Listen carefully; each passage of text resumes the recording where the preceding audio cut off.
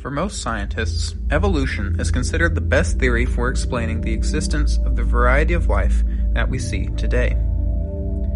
This theory states that species have gradually developed over time through a series of random genetic mutations, which, by the law of natural selection, slowly adapted species to their respective environments.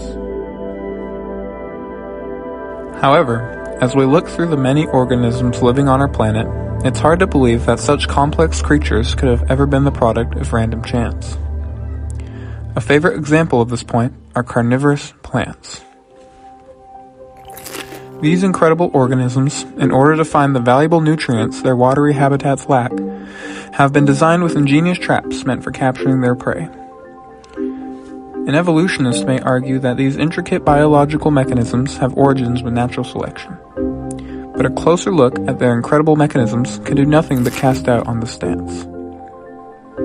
We could talk about the infamous snapping leaves of the Venus flytrap, or the sticky curls of the sundew, or the enzyme pools of the butterwort, or the vacuum trap of the bladderwort. But even the simplest of these carnivorous plants, the pitcher plants, hold well enough complexity to stump evolution. Let's look at a simple model of a pitcher plant.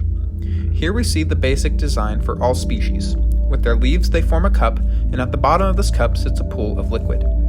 It waits for prey to fall in, where they will be drowned and then digested, broken down and then absorbed into the leaves, thus supplying the plant with its desired nutrients. Across the 5 genera of pitcher plant, Nepenthes, Sarracenia, Darlingtonia, Helianthera, and Cephalotus, this simple cup trap premise is greatly expanded upon. Between the over 200 species, many designs had proven their effectiveness at capturing insects, or in some cases, even greater things. Let's begin with an analysis of Sarracenia. This genus is native to Southeast North America. One species belonging to it is Sarracenia flava. Also called the trumpet plant, the pitfall trap design is excellently represented here. The long yellow tube acts as the cup trap, leading down to a pool of digestive enzymes at its base. However, several other clever mechanisms are also on display here, all with the purpose of catching insects. A very clear difference between our initial model and Sarracenia flava is the presence of a lid. This simple appendage serves 2 purposes. First, it prevents the trap from filling with rainwater. Second, it acts as the perfect place to put another clever trick, bait. This plant, in order to attract more potential victims, secretes a sugary nectar that beads along the underside of the lid, thus positioning any hungry insects right above the mouth of the trap. Additionally, more nectar lines the peristome, which is the area around the mouth, further beckoning insects to come closer. But even that is not all. Chemical studies have shown that the nectar contains a neurotoxin that effectively makes the insects drunk, thus increasing the chances that they slip to their doom. A less obvious mechanism is also at work inside the pitcher tube. In order to keep falling bugs in, the top of the tube is coated in a waxy substance. This keeps the inner pitcher smooth, which keeps insects from finding a foothold. Therefore, it becomes very difficult for any insects to climb out. Clever plants. Another species, Sarracenia leucophylla, has even more tricks up its sleeve. This plant has normal green-looking pitchers towards the bottom of the leaf, but as we go up, the color changes to a vibrant white and pink mosaic. These bright colors, similar to a colorful flower attracting pollinators, encourage insects to make their way to the pitcher mouth. Aside from the waxy interior we saw with flava, leucophylla has another clever way of keeping trapped insects down. A closer look at the lid reveals tiny, coarse hairs that point downwards, which continue into the pitcher and make it difficult for the insect to travel against them. It's sort of like how if you pet an animal in the direction of its fur, it's easier than if you pet it in the opposite direction of the fur. This hairy mechanism is not unique to leucophylla. For species with shorter pitchers, such as Sarracenia purpurea, these pokey hairs are the primary way that the plant keeps insects from escaping their stocky traps. Although we've so far only explored the pitchers of Sarracenia, we've already seen much variety and complexity in terms of trap design. Next up is the local Darlingtonia, and here we can see even more incredible plant carnivory in the form of the very aptly named cobra lily. With a domed head and a forked leaf that resembles a hissing snake, this deadly beauty might not immediately strike one as a pitcher plant. After all, where's the gaping mouth for clumsy insects to fall into? The forked tongue might give us an answer. If we were an insect, we'd notice that the most colorful part of this plant is the bright red or yellow tongue. Perhaps that is the flower. It sure smells sweet like it. After landing on this colorful appendage, we are treated with tasty nectar, which seems to increase in quantity as we move closer to the dome. It leads up, and eventually we are led through a small hole into the dome. We've just fallen for this snake's trick. Just like Sarracenia leucophylla, the cobra lily uses bright colors and tasty nectar to lure insects to their doom. But misled insects are not yet drowned inside of the dome, so why don't insects simply backtrack and avoid the nearby pitfall? Because they don't realize they've been enclosed. If we look inside the chamber, we can see that it's quite bright. That's because the dome's walls contain hundreds of transparent windows that give the impression that this enclosure has plenty of exits to choose from. However, when the insect tries to use one of these exits, it will simply hit its head on the wall. Eventually, it will fall for a false exit above the tube and be knocked into the liquid below and be eaten. The next genus of interest is Heliumphora. These guys take us to the high plateaus of Venezuela. The name Heliumphora is derived from the Greek words meaning pitcher of the marsh, an apt name for these highland bog dwellers. This genus's pitchers resemble those of Sarracenia, although Heliumphoras have much smaller lids and much smoother and tougher pitcher bodies. Both of these adaptations make it harder for the strong highland winds to damage the pitchers. Now, while the small lid does prevent strong winds from catching the pitcher, it does have a few downsides. Most notably, it cannot block rain from overfilling the pitcher. Too much liquid in the pitcher prevents the trap from catching any insects. If it's too full, the short edge can be easily surmounted, even with downward pointing hairs.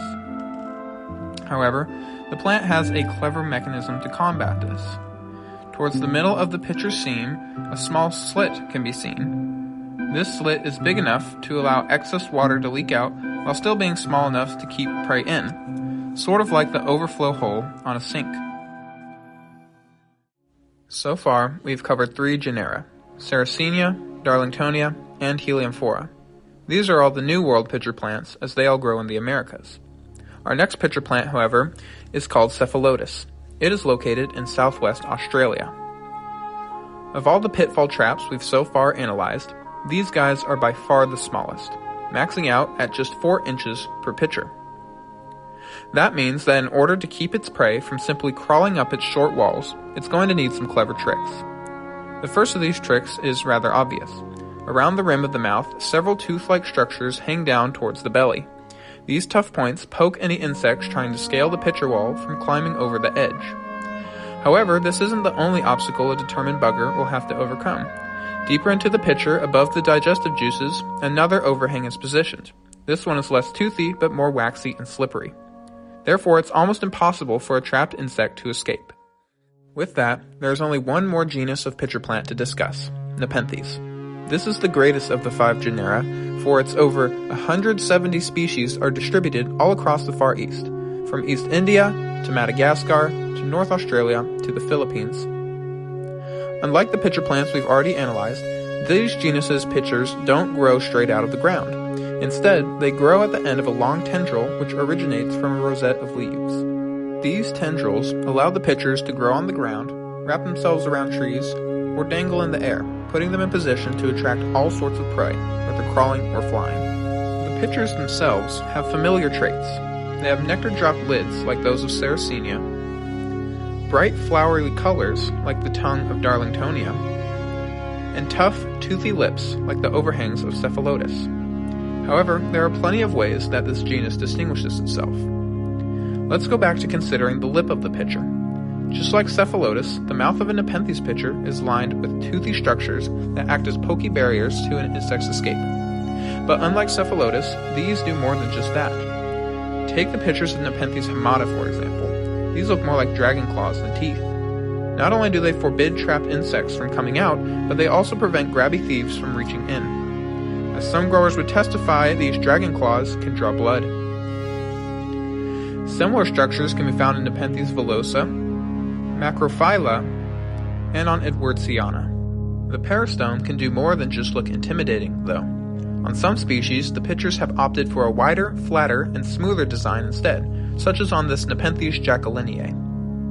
These wide peristomes allow the bright colors to be more easily seen, and perhaps make it easier for flying insects to land close to the pitcher mouth.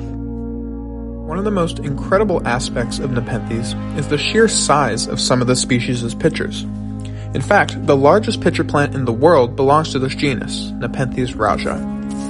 These pitchers can be found holding up to a gallon of digestive juice in their 16-inch long pitchers, enough space to trap small mammals.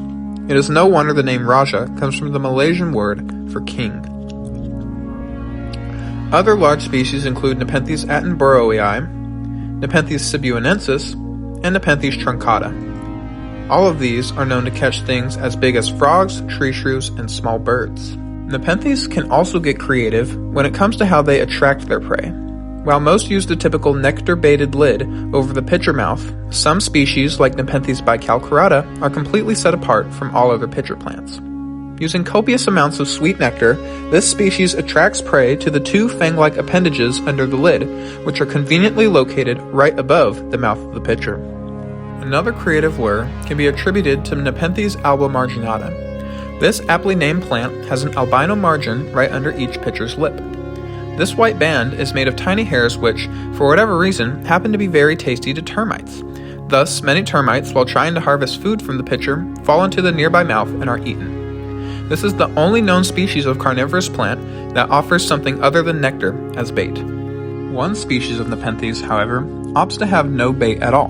This is because it doesn't hunt insects or small mammals, but rather something different, falling leaf litter. Yes, Nepenthes ampullaria is technically a plant that eats other plants. That is why the lids of the pitchers are small and upturned. They leave the mouths uncovered so falling leaves can simply land into the digestive enzymes below. This is also why the pitchers don't produce nectar, since nectar obviously won't attract falling leaves. Additionally, to maximize the chances of catching a falling leaf, plants of Nepenthes ampullaria grow their pitchers in dense carpets, so that large areas of ground are covered at once. So, we've officially looked through just under 20 species of carnivorous pitcher plant, and this still hardly scratches the surface of these amazing plants. Perhaps now the evolutionists can begin to understand why it's difficult for someone to believe that such intricacy and complexity came from the random chance of natural selection. Even just one species of pitcher plant would cast some doubt, and yet with over 200 species we still have evolutionists. Especially when we consider the problems like irreducible complexity, the lack of genetic relation between genera, and the inconsistent number of species within each genus, it's hard to say that these plants are anything less than the glory of God.